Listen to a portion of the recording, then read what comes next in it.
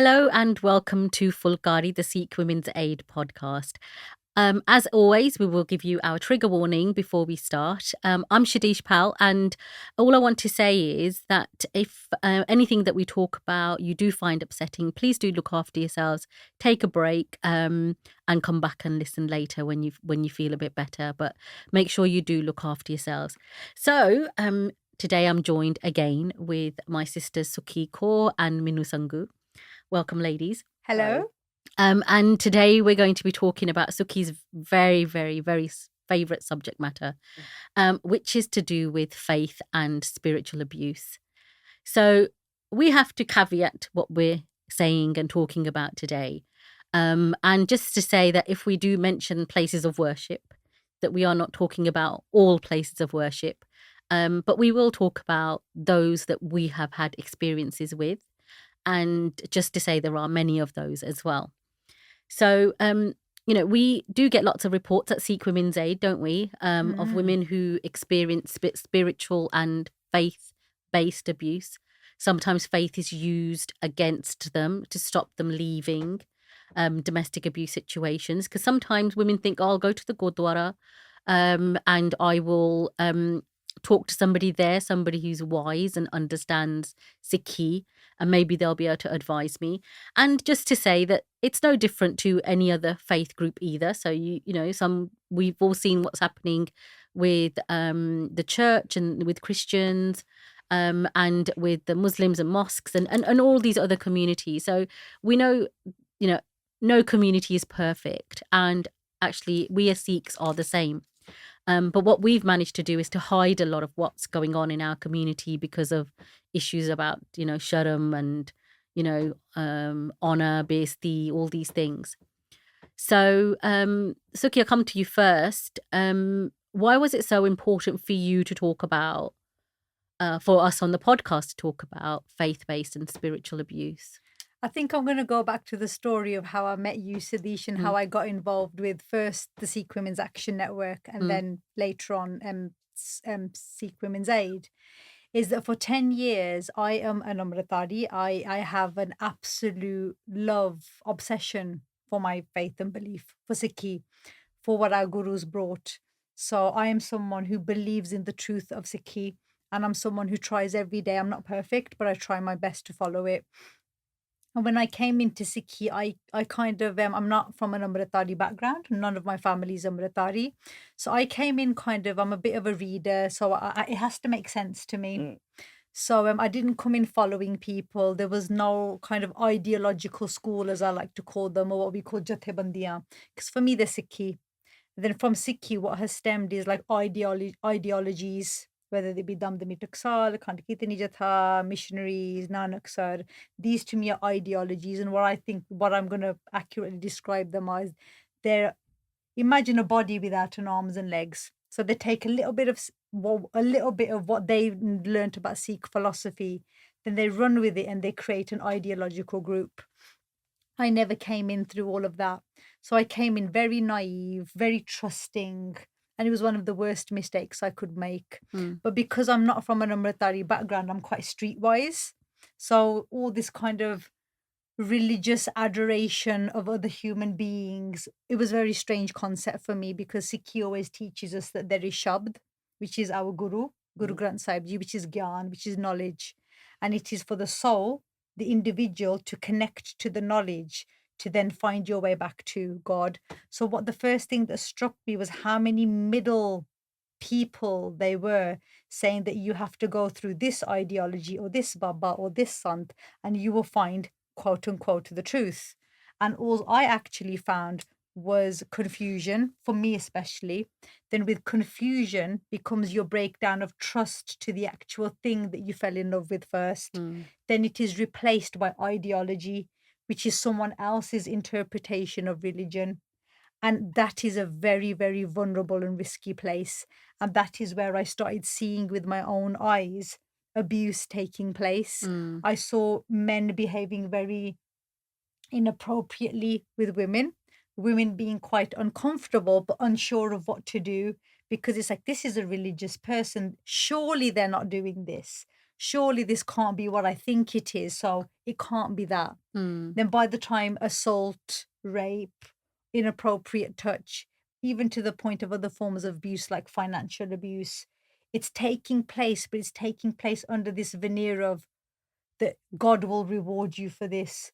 God, I mean, one of the most disturbing things I've ever heard is that a man who was raping a woman was saying, imagine you're having intercourse with Guru Gobind Singh Ji.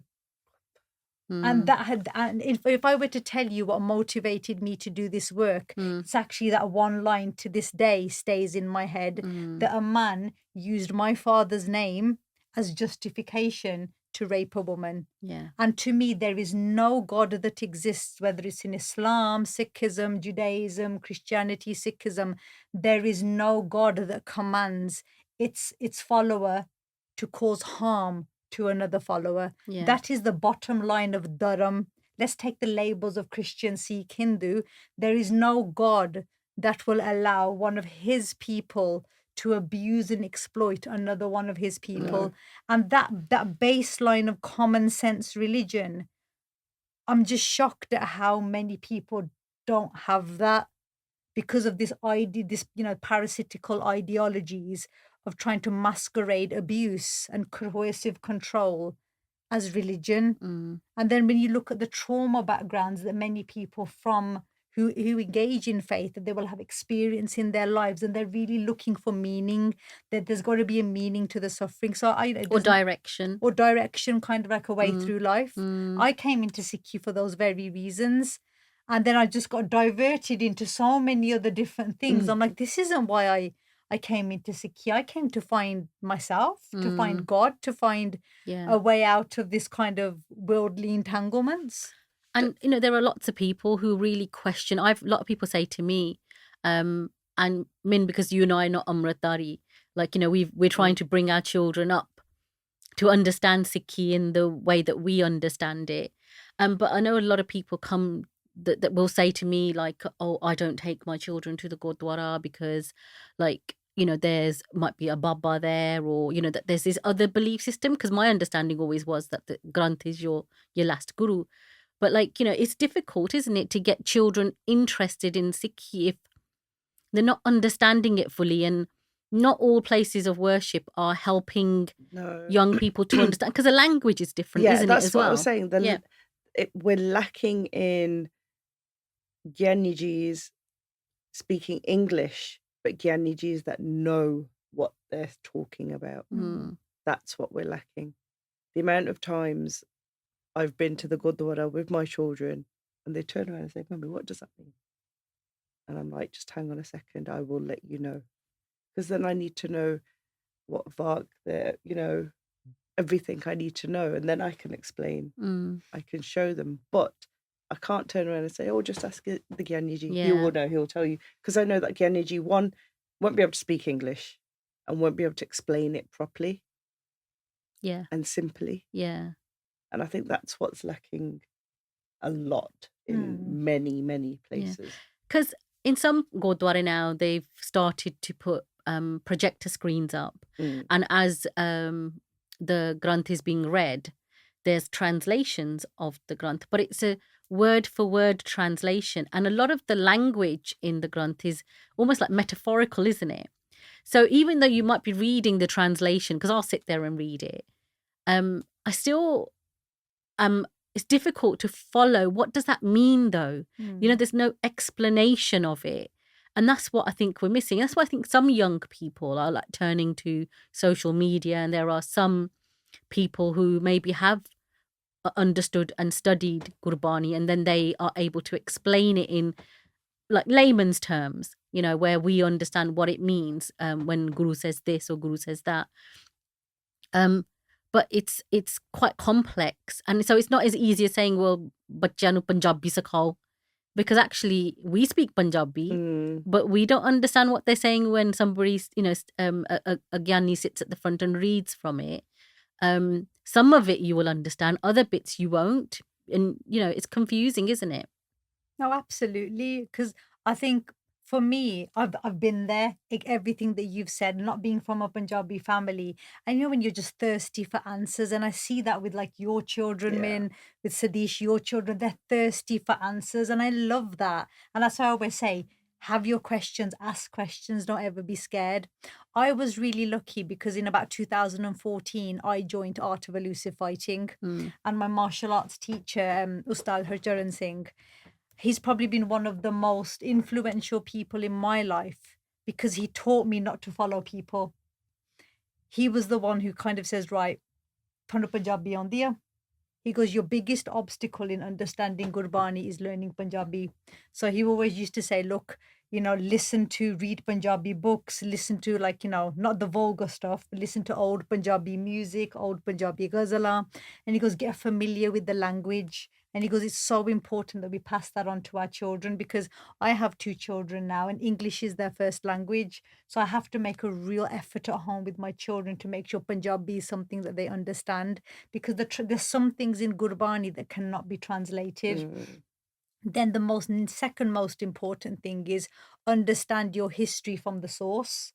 So for that, I there's a charity called Turiya Charity, and I've probably spent about £1,000 just buying all of their collection of books, so I could connect to the history. So I'm not waiting for a granthi because, like you, there was no granthi that could ever give me the answers that satisfied my curiosity. I listened to katha and I'm not saying that these people are wrong or bad, but for me, it wasn't enough to say it. You take Amrit and that is it. And I think this is one of the biggest, because now what we are seeing, so-called Amritari men raping women. We deal with Amritari granthis who call themselves granthis raping women. The Derby Gurdwara rape case is a classic example of this. It's all in the public domain. So whatever I'm talking about this evening is already in the public domain. These men admitted to what they had done, but they said it was consensual, and today there is nothing stopping them from getting a job in another Gurdwara. There is no collecting safeguarding responsibility across any Gurdwaras. There's Gurdwara Aid who are starting some amazing work, but they are very much in the infancy because, I mean, if we're going to have some frank conversations this evening, many, not all, some of our Gurdwaras are absolutely fantastic. And I have to give a shout out to Croydon Gurdwara. Surinder Kaur Auntie Ji there, who is the president, she has put safeguarding at the heart of that agenda. And, Well done. all of the staff, the volunteers, they are trained. She's trying to create a culture of safeguarding there. So, where we talk about where the bad things are happening, I absolutely want to give a shout out to those Gurdwaras that are trying, those committee members who are trying to move away from the old guard of managing our temples, which was just about making sure khand parts were booked, langars were booked, Weddings. programs were booked, weddings are booked, so the money keeps flowing in. You have these beautiful Gurdwaras, but they are sitting empty of our youth. And it's not enough just to get them in for a camp where you're just talking about the importance of case. So one of the examples I have is it's an open secret that I have terminal cancer. So the first concept I had to sit down and explain to my children was the concept of death. So I had to sit with a 9-year-old and a 12-year-old and explain the notion of the body, how the body is separate to the soul, and how that if mummy passes away, that my children don't have to worry about where their mummy has gone. So it was a very difficult conversation, but today my children are prepared for the death of their relatives as they get older. They now understand that death is a part of life. And if we look at today's mental health crisis, but then also looking at some of the the way that there's this almost anti-aging agenda where we are trying to be younger, look younger, because there's this real fear around aging and death. Yet it is one of the most fundamental truths of life. And we're not seeing this talked about enough in our No. Gurdwara, especially when we looked at post-COVID and the amount of trauma and loss that had been experienced across society, including the Sikh Punjabi community. What I wasn't seeing on the Gurdwara stages was, Sangat ji, we've just been through a pandemic. How are we feeling? No, none of that. You know, None of our- that happened. I would love, like we always said, the Sikh Women's Aid would love to one day set up its own Gurdwara where we have where there's something happening in society, we have a program on a Sunday and say, right, Sangatji, let's talk about cancer, let's talk Yeah. about death. But Sangatji, we can't talk about cancer, can we? Ha, Yeah. ha. Well, it's Because of the bamari, isn't it? And they Yeah. see it like you're going to catch it just because you're Yeah. near somebody or touch someone who's got it. And it's just superstitions and It's that them, isn't it? isn't it? Yeah, exactly. See, the root of them and superstitions is agyanata, is the lack of knowledge. And this is what I think at so many levels our community is crying out for. Yeah. We're doing the same recycled prachar about these are the 5Ks, this is what a Sikh is, this is what an Amritari Sikh is, this We is what haven't a God. evolved, have we? We haven't evolved from that to who we are as spiritual Yeah. people. Yeah. Well, those things are important as a basis, but Of then what's the course. next stage then? Exactly. There's You know, no... we can't just keep delivering the same message. That's a really important message. But then what else? Children have become so, like, they are intelligent. They want to understand. They want to absorb. And, you know, the whole thing around mental health, it's like children are going outside of Sikhi to look for help and looking for answers from, you know, whether that's experts from mental health experts and so on. And I'm not saying you shouldn't go to a counselor and so on. Absolutely, you should. But you can also find answers within our Gurbani as well. If somebody understood it enough to talk to us about it or talk to the children about it. And it's no secret, bullying, things like that have increased a lot, social media bullying and so on. And young people's mental health is massively impacted, whether it's because of COVID and the effect it's had on them because they've missed out on school or education, college, university. Now we've got 2 wars going on almost, you know, and it's a lot some to young- take on it for is, isn't it? for a young child. Yeah. I think for us, we're grown up enough to understand, okay, this is happening and this is happening. But for someone so young, growing up, and all they've been taught at Punjabi school or the Gurdwara is the Mool Mandir or the 5Ks and stuff, but they haven't been taught about death like you've taught your son. Oh, what the sons. moment that Or- actually means, what it means to Yeah. you. Mm. So what do you get out of reciting the moment? What does ik mean? What are the Yeah. arts of ik? What does ong mean? What does kar mean? This is it. What does sat? I mean, sat. Nobody's taught that, are they? And I've lost my train of Or- thoughts now. No, it's fine because if you are taught, it is taught in exclusive circles, which is what I found. So I realized that if you had to learn arts of Gurbani, you had to already be moving in those circles to know where to go to. But where does the arm Sikh go? Exactly. There's a hierarchy because if you're Amritari, then you are seen as you know, more important or valued, you know, all of those things more so than somebody there's definitely who's Munna or there's definitely a privilege that comes with being an Amritari. And I say this openly. Yeah. Do not trust me because I look the way I look. You should be judging me on what I am saying versus what I am doing. Because right now, there's so many Amritaris that are giving these wonderful speeches. But when we have reached out to come into a Gurdwara and say, can we do a talk in your Gurdwara about domestic abuse? No. Also, we don't even get a response. I mean, if someone comes back and says no, that's still a result. At least we've had a response. Yeah. But what we're having is that we're having these what I would call pie in the sky conversations. That they're very nice when you listen to them. Like when you listen to a story of Guru Nanak Dev Ji and Bhai Mardana, and you have all these lovely sakis, and you say, oh, that was really nice. And you'll feel like satisfied for about an hour or two. You know, give yourself a day or a week. You know, if you're that desperate, you can cling on to that story for about a week and hold your consciousness at a high level. But after that, all the stuff that you're dealing with on a day-to-day life, it's still sitting there. Yeah. Like for me, I've had to I would have to say I've had to go through a process of dying and, killing off parts of my ego, killing off parts of my, toxic thoughts and very toxic behaviors to understand my own death and life. And this is the thing that no one talks about, is that inner. See, you've spoken to your boys about this. I talk openly about stuff like this to my children as well, like planning funerals, how I want my funeral, how my husband wants his funeral, and we openly talk about it. But there's families out there that don't, And it's like, oh, no, don't. You'll upset the child. Yeah. Yeah, you're going to upset. Everyone's going to get upset. No one can get over the death of a person loved close one, to, of course. you know. But during COVID, and this is where I saw it with my own eyes, so much mental health took place was when your own family member has just gone to the hospital and that's it. They've gone.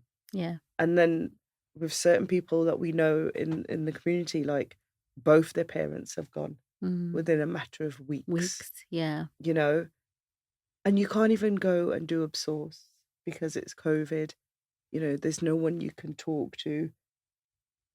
And then that's it. COVID's over and we're trying to get back to normal. But then that process of mourning hasn't happened.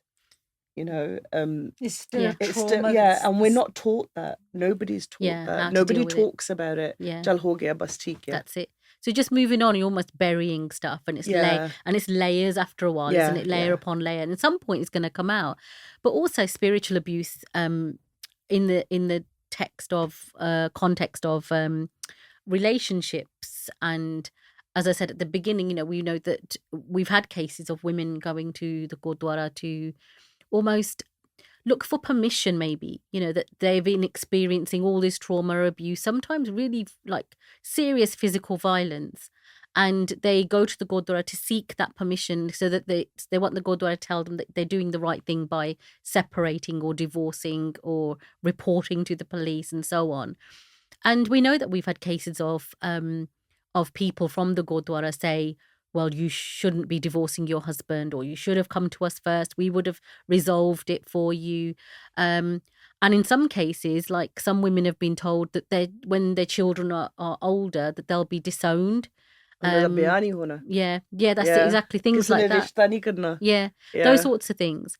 And it's really heartbreaking to see that people use Sikhi and Gurbani, the whole concept of karma, for example, and say, well, the reason you're being abused is because maybe you did something wrong in your last life, or maybe your ancestors have done something wrong, and now then like it's going to be on you. You've got to deal with it.